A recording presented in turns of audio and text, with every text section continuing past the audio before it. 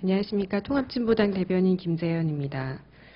정당한 선거 보조금에 대해서 생트집을 잡고 있는 새누리당의 파렴치함에 대해서 말씀드리도록 하겠습니다.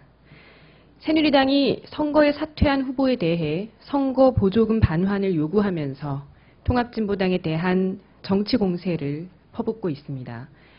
새누리당은 마치 국민 혈세를 생각해 소위 먹튀 후보를 막아야 한다고 주장하지만 선거 보조금의 실상을 들여다보면 이는 거대 여당의 탐욕스러운 정치 공세일 뿐입니다. 선거 보조금은 대의민주주의의 기초인 정당 정치가 제대로 기능하도록 돕기 위해 국가가 세금으로 선거운동에 소요되는 경비의 일부를 지원해주는 선거공영제의 일환입니다. 공직선거법 제59조는 선거운동의 정의를 당선되거나 되게 하거나 되지 못하게 하기 위한 행위로 명확히 규정하고 있습니다.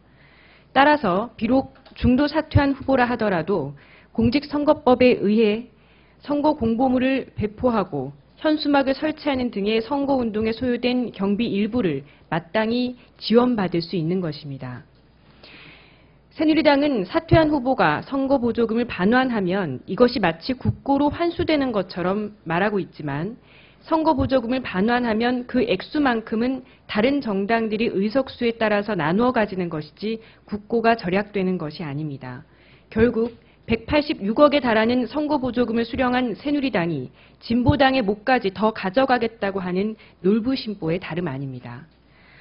선거보조금 등 정당에 대한 국고보조금은 오히려 재정이 열악한 어려운 소수 정당들, 국회 의석이 없는 정당들의 지금보다 더 많은 몫이 돌아가도록 개선되어야 합니다. 이미 많은 보조금과 후원금을 받고 있는 새누리당이 국민 세금을 운운하며 왈가왈부할 일이 아닌 것입니다.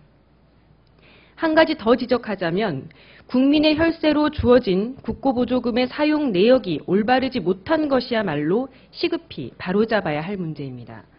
새누리당은 국고보조금 중 여성의 정치 참여 장려를 위해 사용해야 할 여성정치 발전비를 박근혜 대선 후보 사무실의 임대료와 인테리어 철거 비용, 방송장비 설치 비용 등에 유용한 바 있습니다.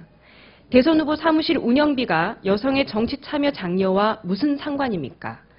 공직선거법 제29조는 국고보조금이 용도를 위반해 사용됐을 경우 그 금액의 2배를 이듬해 국고보조금 지급 때 감액한다고 규정하고 있습니다.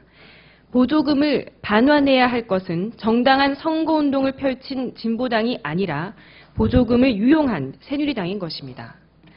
박근혜 대통령은 대선 후보로서 전두환 씨에게 받은 돈 6억 원, 시가 300억 원에 대해 사회 환원을 하겠다고 온 국민 앞에 약속한 바 있습니다. 벌써 1년 반이나 지났습니다. 온 국민 앞에서 약속한 것을 먹튀할 생각은 아닌지 의심마저 듭니다. 진보당이 정당하게 지급받은 보조금을 가지고 생트집을 잡을 것이 아니라 새누리당이 엉뚱하게 유용한 국고보조금을 반환하고 대선 때 약속한 사회 환원부터 이행해야 할 것입니다. 새누리당은 야권연대를 원천 봉쇄하기 위한 파렴치한 정치 공세를 당장 중단해야 합니다. 이상입니다.